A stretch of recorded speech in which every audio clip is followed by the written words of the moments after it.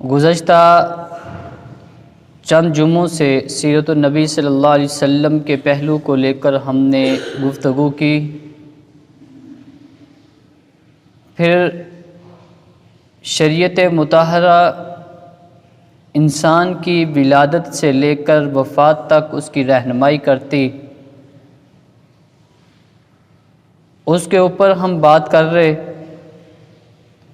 گزشتہ جمعے کے اندر بچے کی ولادت پہ کرنے والے کام، ان کا تذکرہ کیا گیا کہ کیا کیا کام بچے کی ولادت کے اوپر کرنے چاہیے. شریعت کتنی آسان ہے، شریعت پہ چلنا کتنا ہی آسان ہے، لیکن آج لوگوں نے اپنی من گھڑت روایات، من گھڑت اور جاہلانہ رسم و رواج اور ہندوانہ رسم و رواج کو شامل کر کے اپنے لیے اپنے ہی پاؤں پر کلہاڑی مار کر کتنی مصیبتوں اور مشکلات کے اندر گھرے ہوئے ہیں. گزشتہ جمعے کے اندر بچے کی ولادت پر ہم نے یہ بات کی کہ اگر بچہ پیدا ہو تو اس کا 7ویں دن اچھا نام رکھا جائے اور عقیقہ کیا جائے. یہاں تک ہم نے گفتگو کی.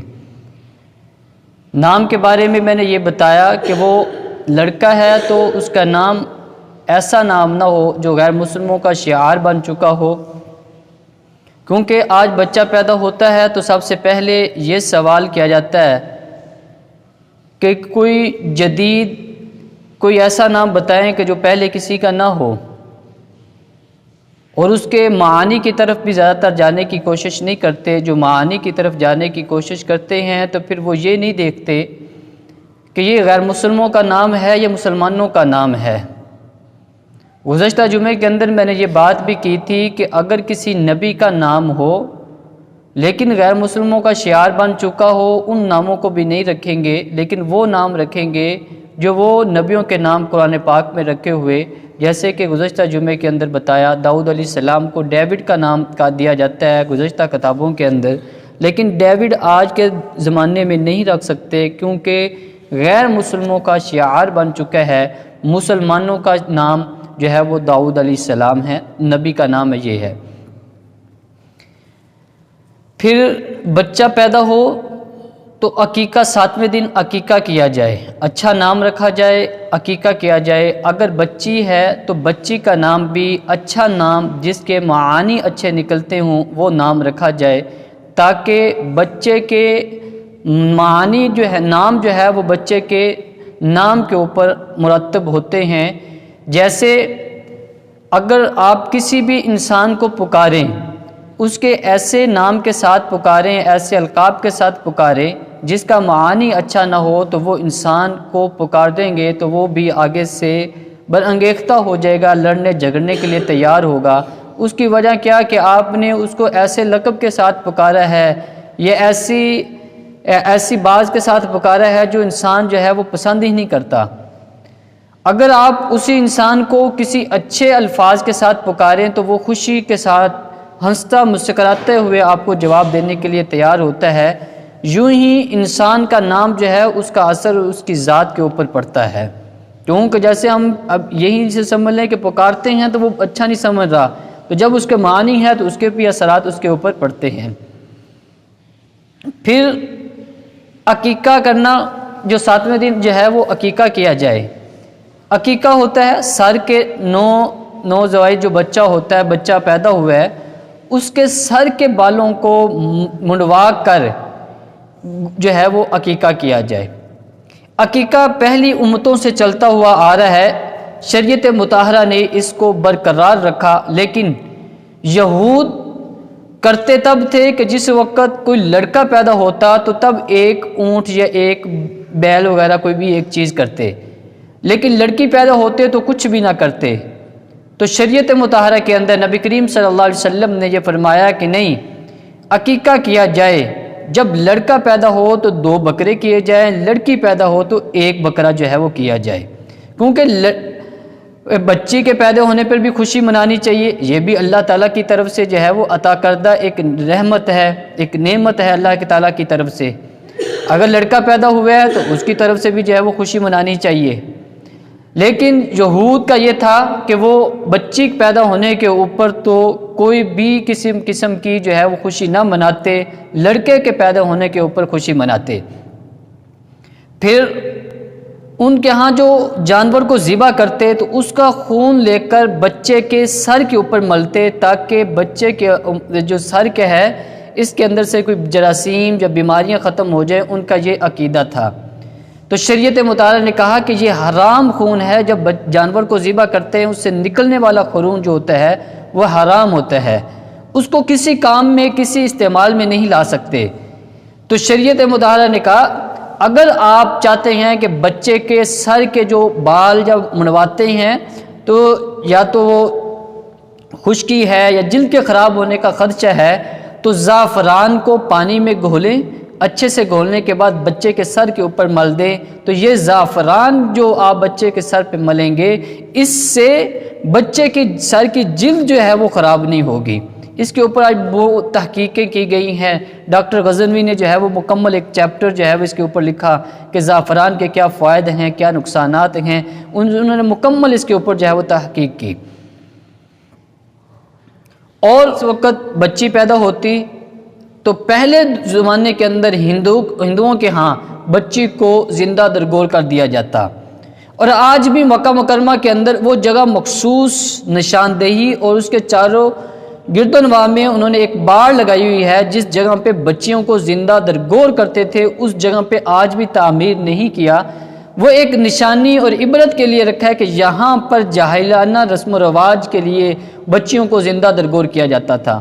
جس وقت نبی کریم صلی اللہ علیہ وسلم نے کو نبوت ملی تو اس جاہلانہ رسم و رواج کو ختم کرنے کے لیے کسی قانون کو نافذ نہیں کیا کہ کسی قانون کو نافذ کر کے یہ کہا ہو کہ اس کے ذریعے سے جو ہے یہ آج کے بعد جو بچی کو زندہ درگور کرے گا تو اس کو جو ہے فلاں سزا ہوگی یا فلاں ہوگی۔ نہیں، نبی کریم صلی اللہ علیہ وسلم نے سب سے پہلے اخلاق کے ذریعے سے آمادہ کیا کہ یہ کام غلط ہے، پھر حضرات صحابہ کرام کی تربیت ایسی کی کہ آپ علیہ السلام نے فرمایا کوئی بچی پیدا ہو کسی کافر کے گھر میں، اگر وہ اس کے گھر جاؤ، کوئی مال و متاع لے کر جاؤ، اس بچی کے گھر والے کو دو، مال و متاع دینے کے بعد ان سے کہو اگر تو تم بچی رکھنا چاہتے ہو تو ٹھیک، آپ پرورش کریں، تربیت کریں، پالیں، اگر بچی کو زندہ درگور کرنا چاہتے ہیں تو آپ ہمیں بچی دے دو، آپ بچی کو ماریں نہ، بچی کو زندہ درگور نہ کریں، آپ ہمیں دے دیں۔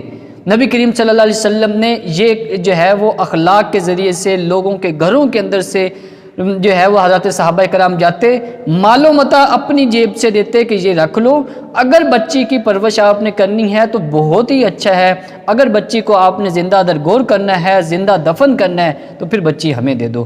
حضرت عمر فاروق رضی اللہ تعالیٰ عنہ اپنی اہلیہ اور اپنے رشتہ داروں میں بعض افراد کے یہ کام ذمہ لگایا ہوا تھا کہ کسی بھی گھر میں یہ خبر ملے کہ بچی پیدا ہوئی ہے اور اس گھر میں جا کر یہ مال و متاع بھی دیں اور ان سے یہ مطالبہ کریں، کہیں کہ اگر تو آپ بچی کو زندہ درگور کرنا چاہتے ہیں تو بچی ہمیں دے دیں۔ حضرت عائشہ صدیقہ رضی اللہ تعالی عنہا کے پاس اسی وجہ سے کئی بچیاں جو ہے زیر تربیت تھیں، زیر سرپرستی اسی وجہ سے تھیں، کیوں جاتے جو کفار بچیوں کو زندہ درگور کرنا چاہتی تھیں ان سے وہ بچیاں لے کے آ جاتی، حضرت عائشہ صدیقہ رضی اللہ تعالی عنہا کے پاس جو ہے نا ان کو رکھا جاتا، وہ ان کی تربیت بھی کرتی، ان کو تعلیم بھی دیتی، ان کو جو ہے تمام جو اسلامی رسم و رواج کے مطابق جو ہے وہ ان کی زندگی کی پرورش کرتی۔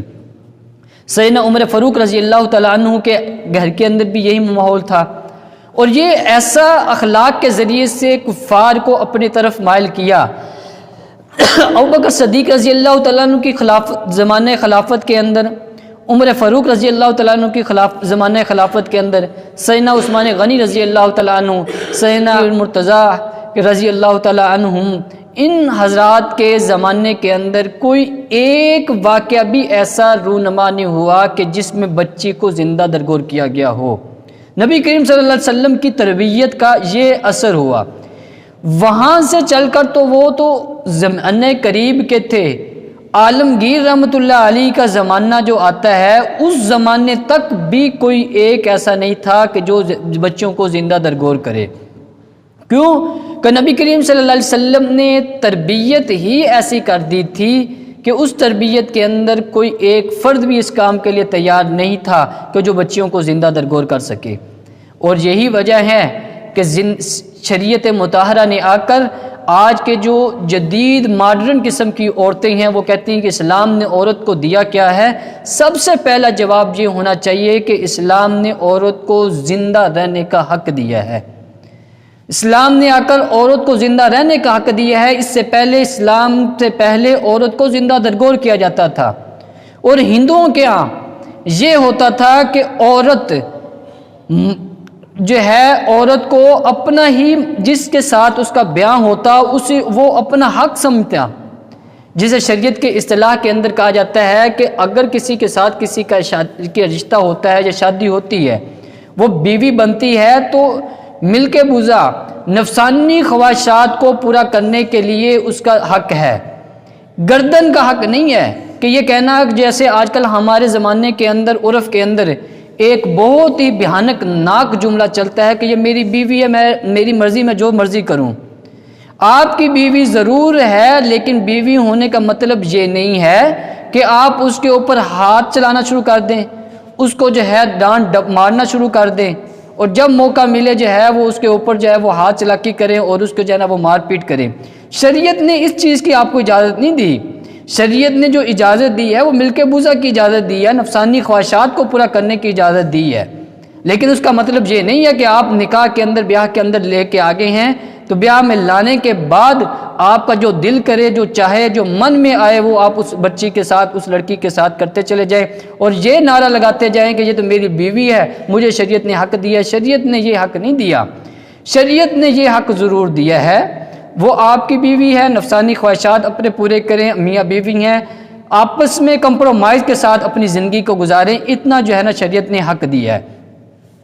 آج بھی غیر مسلموں کے اندر ہمارا پڑوسی ملک جو ہندوستان ہے، وہاں پر یہ آج بھی یہ ہوتا ہے کہ عورت جب کا خامند فوت ہوتا ہے تو وہاں اکثر جگہوں پہ یہ ہے کہ عورت کو بھی جائیداد میں تقسیم کیا جاتا ہے. خامند کے فوت ہونے کے بعد بیوی کو، اس بچی کو، اس عورت کو یہ حق نہیں ہے کہ وہ واپس اپنے والدین کے گھر میں آ جائے. والدین میں آنے کا نہیں، یہ کہا جاتا ہے کہ یہ حصہ آدمی فوت ہوا، یہ کہا یہ حصہ جو ہے فلاں بھائی کا ہو گیا، یہ فلاں بھائی کا ہو گیا، یہ فلاں بھائی کا ہو گیا، یہ بیوی جو ہے وہ فلاں بھائی کی ہوگی. عورت کو جائیداد کے اندر تقسیم کیا جاتا ہے، لیکن شریعت مطہرہ نے آ کر عورت کو جائیداد کا حصہ نہیں بنایا، لیکن عورت کو جائیداد کا ذمہ دار بنایا، حصے دار بنایا ہے. عورت کو پہلے یہ نہ سمجھیں کہ جو کفار تھے بچیوں کو زندہ درگور کرتے تھے وہ جو ہے ایک کوئی ان کے پاس علم ہی نہیں تھا یا ان کے پاس جو ہے نا عزت نہیں تھی، وہ جہالت کے اندر اتنے تھے. وہ ایک اس وجہ سے کرتے تھے کہ کل کو چل کے یہ ہمارے مال و متاع کے اندر حصے دار نہ بنے. اور آج بھی وہی کام ہوتا چلا جا رہا ہے.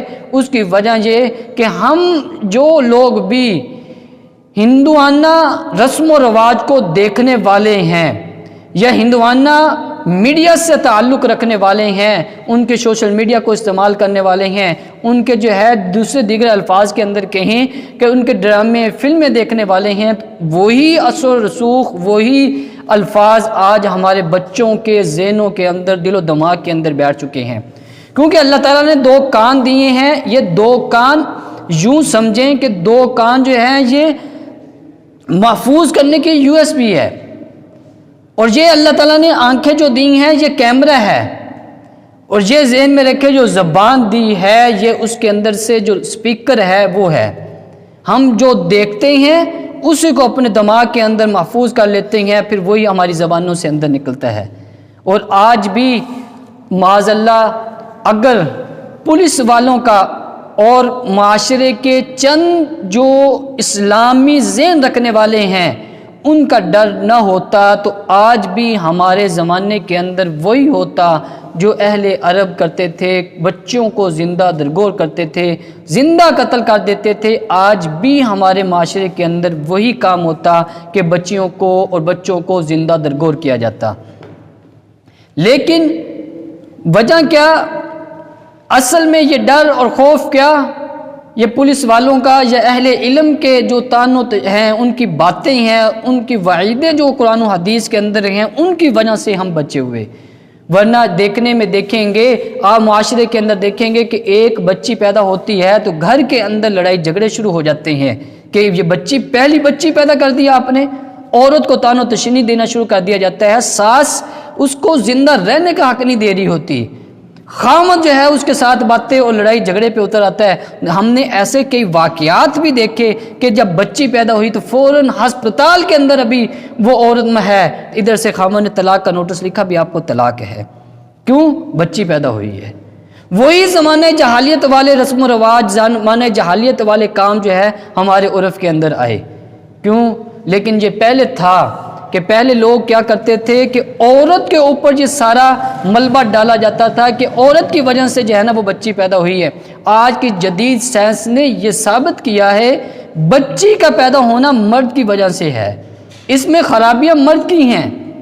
وہ ایک الگ چیز ہے کہ وہ سسٹم مکمل ان کا جو ہے ایک طریقہ کار اس کے ذریعے وہ بتاتے ہیں کہ بچی پیدا کب ہوتی ہے اور بچہ کب پیدا ہوتا ہے. وہ کہتے ہیں کہ اگر مادہ منویہ مرد کا غالب آتا ہے تو پھر لڑکا پیدا ہے، اگر عورت کا غالب آ جاتا ہے تو پھر لڑکی ہوگی. کہتے ہیں کہ یہ غالب نہ آنا یہ مرد کی کمزوری ہے، مرد کی کمزوری کی وجہ سے جو ہے وہ بچی پیدا ہو رہی ہے.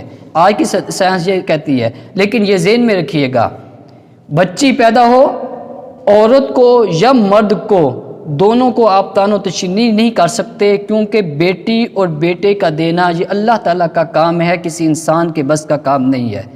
اگر کسی کو تان و تشنی کرتے ہو تو یہ گناہ کبیرہ ہے.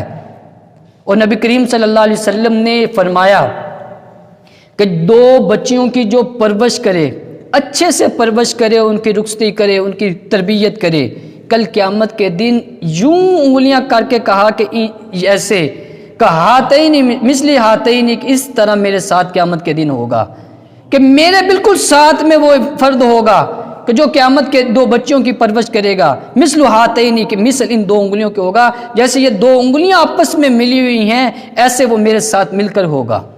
کیا؟ بچی کی تربیت کے اوپر یہ کہا ہے. لیکن آج افسوس اس مقام کا ہے کہ بچی کی پیدائش کے اوپر ہمارے گھروں کے اندر جو ہے وہ لڑائی جھگڑے اور طرح طرح کی باتیں کی جا رہی ہیں. اور آج جدید دور کے اندر آ کر جو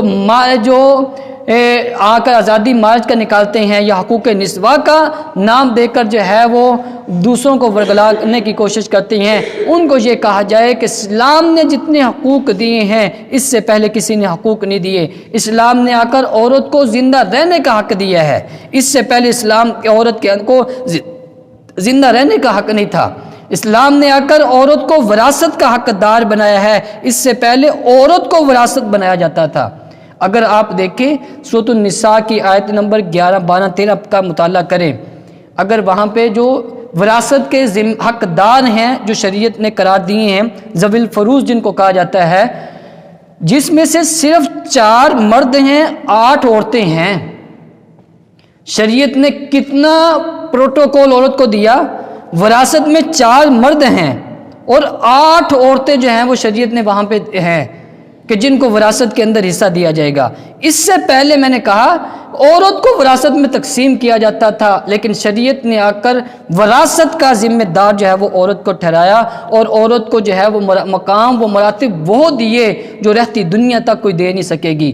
ایک طرح سے ماں قرار دے کر کہا کہ ماں کے قدموں کے اندر جنت ہے. اگر تم جنت چاہتے ہو، اگر تم چاہتے ہو تمہاری مشکلات پریشانیاں ختم ہوں، تو تم اپنے ماں کے قدموں کو دباؤ، اپنے ماں کے قدم کو دباؤ اور ان کو اپنے مشوروں کے اندر شامل حال رکھو. اور آج بھی یہ ذہن میں رکھیں، باپ جتنا مرضی بوڑھا ہو چکا ہو، 100 سال سے اوپر اس کی عمر ہو چکی ہو، ذہنی توازن کھو چکا ہو، اگر تم کام کرتے ہوئے اپنے والدین سے مشورہ کر کے کرتے ہو، ان کا مشورہ مانو نہ مانو وہ الگ بات ہے، لیکن ان کو اپنے مشورے کے اندر شامل حال کرتے ہو، تمہارے اس کام کے اندر خیر و برکات ہوں گی. اس کام کے اندر یہ ہو نہیں سکتا کہ تم گھاٹے کھاؤ. کیوں کہ یہ کہا جاتا ہے کہ والدین کی دعا جتنی جلدی قبول ہوتی ہے اتنی جلدی کسی اور کی قبول نہیں ہوتی. میں متعدد بار ایک جملہ کہا کرتا ہوں کہ ہم پیروں فقیروں کے پاس جانے کے بجائے اپنے ہی گھر میں جو سب سے بڑے پیر ہیں ہمارے والدین ہیں جو حیات ہیں ان سے پوچھیں، ان سے مشورہ کریں، ان سے لے کر چلیں تو آپ کو در در کی ٹھوکریں نہیں کھانی پڑیں گی۔ دوسری طرح جو اسلام نے آ کر، شریعت نے آ کر عورت کو مقام و مرتبہ دیا، وہ ایک بیٹی کا مقام و مرتبہ دیا۔ بیٹی کا کہا، ایک بیٹی کے آپ کی بیٹی ہے، اس کی پرورش کرے، پرورش کرنے کے اوپر مثل ہاتین کہ آپ جنت میں میرے ساتھ، آپ قیامت کے دن میرے ساتھ ایسے ہوں گے جیسے یہ انگلیاں ہیں۔ تیسرا مقام و مرتبہ بیوی کا دیا، کہا یہ تمہاری بیوی ہے، اس کے تمہارے اوپر حقوق ہیں، اس کی دیکھ بھال کرنا، اس کو جو اخراجات ہیں وہ سارے کے سارے تمہارے اوپر ہیں۔ چوتھا جو ہے وہ آپ کے لیے آپ کی بہن کا رتبہ دیا، آپ کی بہن کا مراتب اور اس کے جو ہے نا شریعت نے احکام رکھے۔ اس سے قبل میں نے بتایا کہ ہندوؤں کے ہاں، غیر مسلموں کا ہاں تو عورت کا حق ہی نہیں سمجھا جاتا تھا، عورت کو وراثت سمجھی جاتی تھی۔ شریعت نے آ کر جو ہے یہ حقوق دیے ہیں۔ شریعت نے آ کر کہا کہ اس کا اچھا نام رکھو، اس کی تربیت کرو، دیکھ بھال کرو۔ کل قیامت کے دن نبی صلی اللہ علیہ وسلم نے فرمایا کہ یہ تم میرے ساتھ ایسے کھڑے ہوگے جیسے یہ 2 انگلیاں ہیں۔ شریعت مطہرہ کے اندر اسی وجہ سے آج ہمارے گھروں کے اندر اگر بیٹی پیدا ہو، اور ایک میں یہاں پہ اور تجربے اور مشاہدے کی بات بتاتا چلا جاؤں آپ لوگوں کو، جس گھر کے اندر فقر و فاقہ ہو، اس گھر کے اندر اگر بچی پیدا ہوتی ہے ان کے حالات بدلتے آپ دیکھو گے۔ اگر وہ مالی طور پہ پریشان ہیں یا کسی اور کام کی وجہ سے کسی کام میں پھنسے ہوئے ہیں، ذہنی طور پہ بہت زیادہ پریشان ہیں، اس آسنا میں اگر بچی پیدا ہو جاتی ہے وہ مالی طور پر بھی تقویت کی طرف پہنچتے ہیں اور جو پریشانی میں ہوتے ہیں ان پریشانی سے بھی نکلتے ہیں۔ ہم صرف وہ ایک ہندوانہ ذہن جو رسم و رواج سوشل میڈیا سے لیا یا مغربی میڈیا نے ہمیں جو دیا، ہم ڈرامے فلموں کے اندر لیا، آج ہماری نوجوان نسلوں کے زبانوں کے اوپر جو ہے نا وہ الفاظ ہیں۔ ہمارے استاد فرماتے ہیں کہ میں نے ایک جگہ پہ نکاح پڑھایا، نکاح پڑھانے کے بعد دولہے دلہن کو جو ہے نا جیسے مبارکباد دی جاتی ہے، دولہے کو مبارکباد دی گئی، تو دولہے کو مبارکباد دینے کے بعد وہاں پہ نوجوان بیٹھے ہوئے، تعلیم یافتہ نوجوان بیٹھے ہوئے، وہ کہتے یا نکاح بھی ہو گیا، سب کچھ ہو گیا، لیکن پھیرے نہیں ہوئے ابھی تک۔ اب پھیرے سمجھتے ہو کیا ہوتا ہے؟ ہندوؤں کے ہاں جو نکاح پڑھاتے ہوئے پھیرے دیے جاتے ہیں وہ کہتے وہ نہیں ہوئے۔ کیوں؟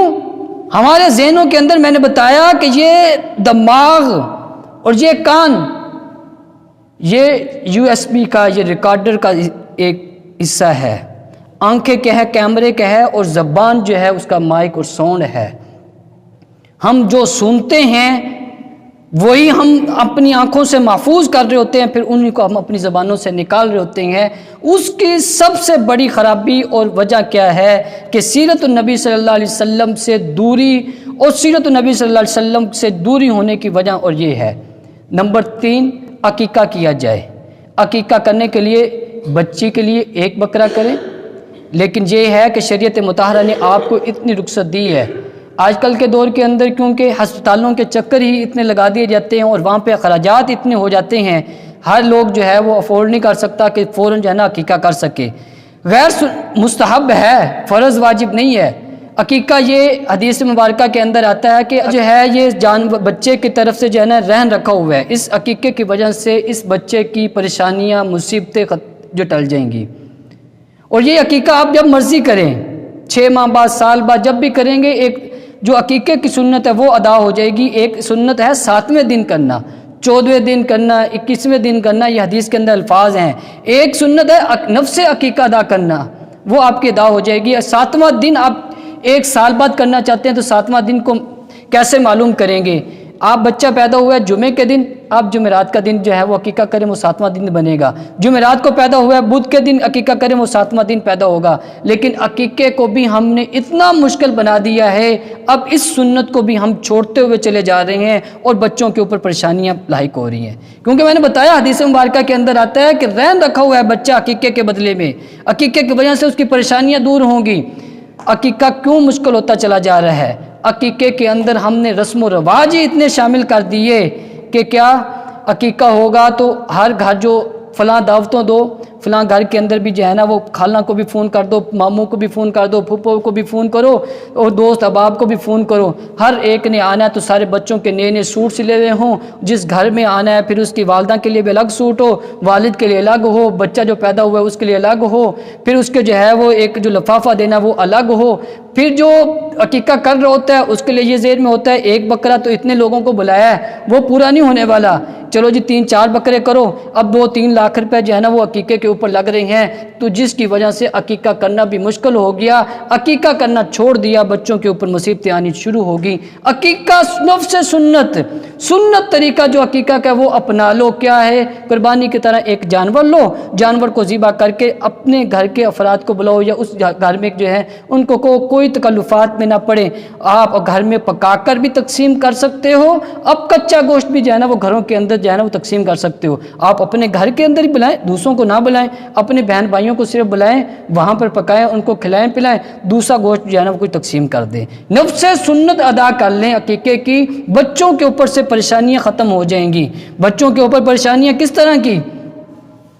بیمار رہنا شروع ہو گیا ہے، بچے کی جو ہے نا وہ کڈنی کا مسئلہ بن گیا جی، بچے کے سانس کا مسئلہ بن گیا ہے، بچہ بڑا ہوا ہے، عقیقہ کیا ہوا نہیں ہے، بچے کی زندگی کے اندر پریشانی ہے. حدیث مبارکہ کا میں نے مفہوم بتایا ہے کہ حدیث مبارکہ کے اندر ہے کہ بچہ رہن رکھا ہوا ہے عقیقے کے بدلے میں. رہن کیسا ہے؟ اس کی مصیبتیں ختم ایسے ہوں گی. آج ہم نے عقیقے کو مشکل بنایا، عقیقہ کرنا چھوڑا تو ہمارے گھروں کے اندر کیا ہوا؟ مصیبتیں اور پریشانیاں آ گئیں. اس وجہ سے ہمیں نفس سنت نبوی جو ہے صلی اللہ علیہ وسلم اس کو اپنانا چاہیے کہ سنت نبویہ کیا ہے اس کو اپنانا شروع کر دیں تو ہماری زندگی کے اندر آسانیاں ہی آسانیاں پیدا ہو جائیں گی. میں نے گزشتہ جمعوں کے اندر ایک بات بہت واضح طور پہ سمجھانے کی کوشش کی کہ نبی کریم صلی اللہ علیہ وسلم کی زندگی مبارک کو ہم اپنانا چاہیں تو بہت آسانی سے اپنا سکتے ہیں. لوگوں کی باتوں کی طرف نہ جائیں. تو کیوں؟ بخاری شریف کے اندر روایت موجود ہے کہ نبی کریم صلی اللہ علیہ وسلم جس وقت اپنے چاچا ابو طالب کے پاس گئے، کہا کہ اسلام قبول کر لو. انہوں نے کیا کہا تھا؟ انہوں نے کہا تھا کہ یہ لوگ کہیں گے کہ مرتے وقت اپنے بھتیجے کا اسلام قبول کر رہا ہے، ان لوگوں کی وجہ سے میں اسلام قبول نہیں کر رہا. وہ لوگوں کی وجہ سے جہنم کو مول لے لیا انہوں نے. آج ہم بھی سنت کو چھوڑ کر، شریعت کو چھوڑ کر لوگوں کی وجہ سے جو ہے وہ جہنم کو مول لے رہے ہیں. آپ معاشرے کے اندر دیکھیں گے، آپ شادی بیاہ کے اوپر ہزاروں ڈشیں بنا دیں گے لیکن نکتہ چینی کرنے والے نکتہ چینی ضرور کریں گے. آپ ان لوگوں کی باتوں کو پرواہ کیے بغیر سنت کو اپنانا شروع کر دیں، آپ کو دیکھے اور بھی کام شروع کریں گے.